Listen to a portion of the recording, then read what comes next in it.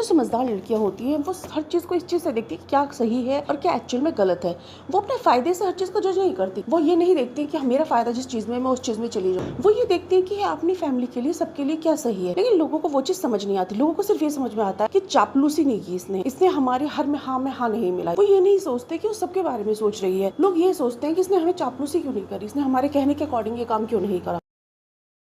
काफी प्रॉब्लम्स देखनी पड़ती हैं। और जो लोग चापलूस लोग लड़कियां होती हैं जो कम पढ़ी लिखी, उन्हें काफी चापलूसी के अलावा कुछ पता ही नहीं होता। चापलूसी करती हैं और बहुत आगे निकलती रहती हैं। उनकी फैमिली उनसे बहुत खुश रहती है क्योंकि उन्हें पता है कि हमारी हाँ में हाँ मिलाएगी। जो हम इसे जैसे कहेंगे वैसे करेगी, चाहे वो पीछे से उनके कमर में कितना ही बड़ा खंजर क्यों ना घोप रही हो, उन्हें कितनी भी वो पीछे उनके संग कुछ भी गलत क्यों ना कर रही हो, उन्हें वो चीज नहीं दिखाई देती। उन्हें सामने की चापलूसी दिखाई देती है, उन्हें सामने का बटरिंग दिखाई देता है और उस बटरिंग से वो बहुत हैप्पी रहते हैं और उस बटरिंग के चलते ही वो उसे बहुत अच्छा समझते हैं। और बाई चांस अगर वो लाइफ में थोड़ी सी सक्सेस हुआ है तो फिर तो कहने किया, फिर तो लोग उन्हें बेटर से बेटर ऑप्शन मानते हैं। कोई ये नहीं देखता कि उन्होंने अपनी इस सक्सेस के लिए उन्होंने क्या किया है। लेकिन जो रियल वुमेन होती है वो हमेशा ये देखती है कि वो फैमिली के संग आगे बढ़े। अब फैमिली वाले चाहे उसकी चीज को सही माने या गलत माने, कई बार ऐसा भी होता है जिसकी वजह से उसकी प्रॉब्लम्स लाइफ में बहुत बढ़ जाती हैं, लेकिन वो अपनी बातों से नहीं दिखती। इसलिए हमेशा लड़कियों को फैमिली के साथ साथ अपने बारे में भी ज्यादा सोचना चाहिए, सेल्फ डिपेंड होने की कोशिश करनी चाहिए, ताकि कहीं आगे जाकर कोई भी उन्हें किसी चीज से जज ना कर पाए। इसीलिए मैं तो हमेशा ये कहती हूँ कि फैमिली के साथ साथ अपने बारे में सोचिए, अपने फ्यूचर के बारे में सोचिए, ताकि आप खुद सेल्फ डिपेंड हो। आपको किसी की जरूरत ना हो कि कोई आपकी हेल्प करे या फिर आपको कोई बिल शेयर करे। आपको नहीं जरूरत है, आप खुद की। और लाइफ में हमेशा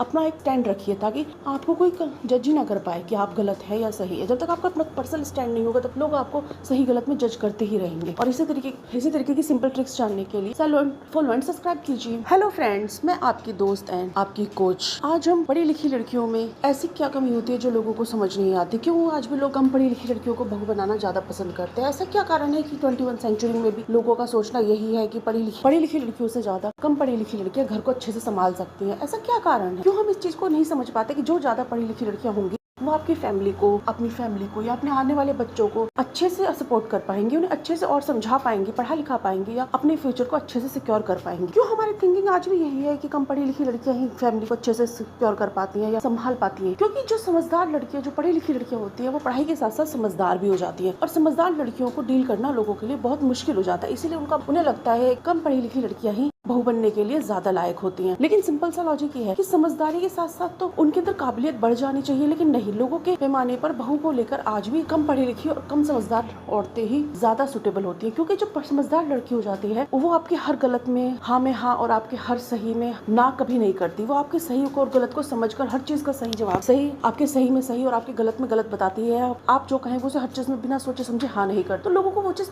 समझ नहीं आती। लोगों को लगता है कि बहू का मतलब सिर्फ इतना होता है कि वो हमारी हर बात में हाँ